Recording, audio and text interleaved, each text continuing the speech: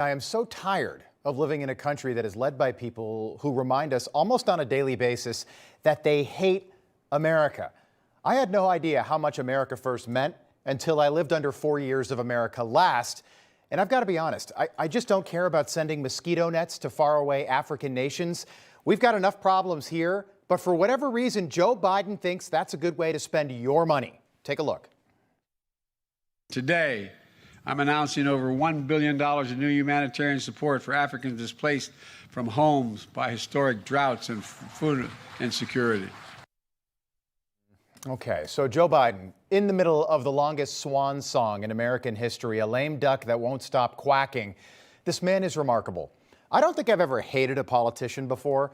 Disagree, dislike, don't care for, yes. But I think I hate Joe Biden.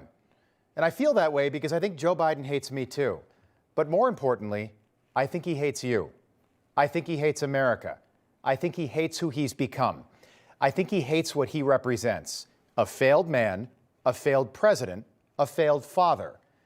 And a day after breaking his promise not to pardon his son, Joe Biden flew to Angola in Africa, which, just like Ukraine, is another country that most Americans can't find on a map, and announced that he's sending $1 billion to a country that most Americans have never heard of, meaning on Giving Tuesday, Black Friday, Cyber Monday, today's Giving Tuesday, Joe Biden is giving $1 billion to Angola in Africa, not Asheville in North Carolina, where people still don't have clean drinking water after Hurricane Helene. Africa, not Asheville, where people are living in tents right now.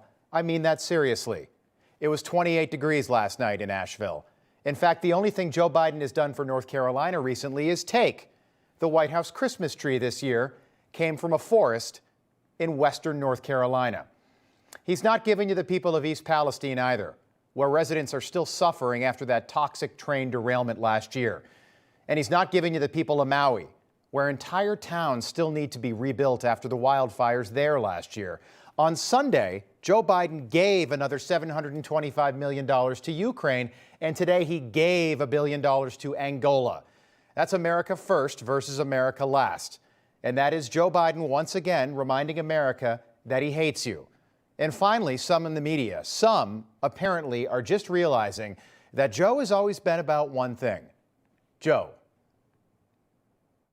Joe and Joe Biden were so concerned about their family that they decided to run for president. Yep. So when you talk about the word selfish, it's almost like the word doesn't, their decision to run for president put the entire Democratic Party and the United States of America in the position that it's in now. We have been saying that for the better part of a decade. So Joe Biden pardons Hunter on Sunday for being convicted of doing the thing that Joe Biden himself might be most famous for, making sure that people who commit the same crimes that Hunter committed, gun and drug crimes, go to jail. Take a look.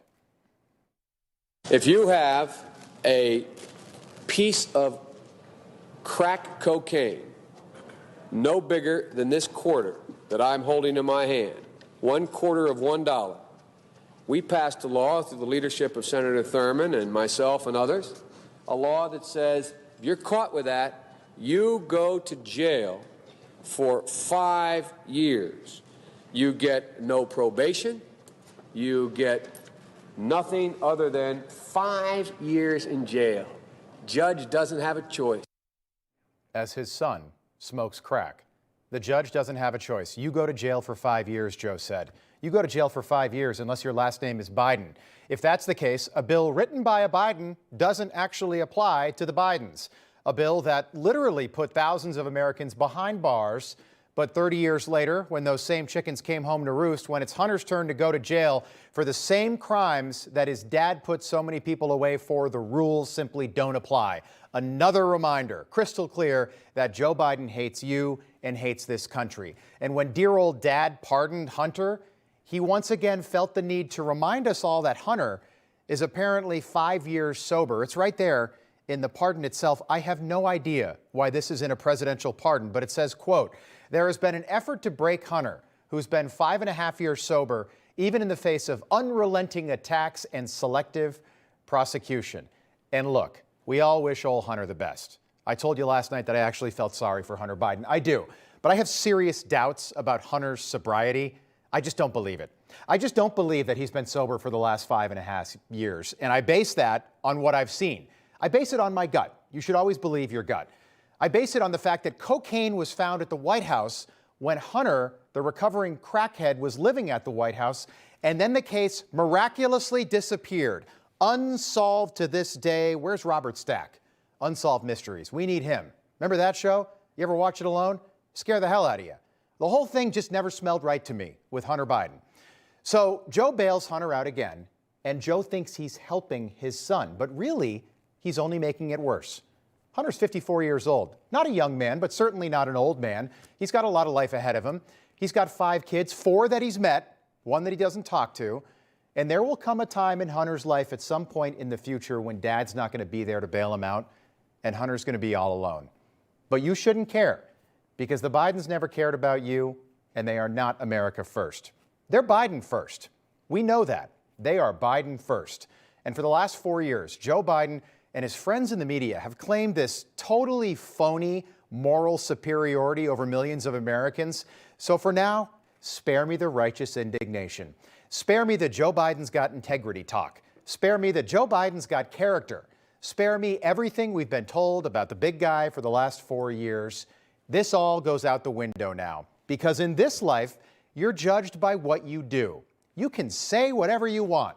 You can tell the world that you're not going to pardon your son. You can say that for years if you want. But when you pardon him, that means you're a liar. Joe Biden might think that he's the big guy in this life, but the real big guy is going to have the final say. Joe Biden pardoned his son because Joe Biden was an accomplice. He pardoned his son to save himself, not to save Hunter, because Joe has always been about Joe. Let's go back to Angola. Today, Joe Biden summed up his entire presidency in 4 short sentences. Take a look.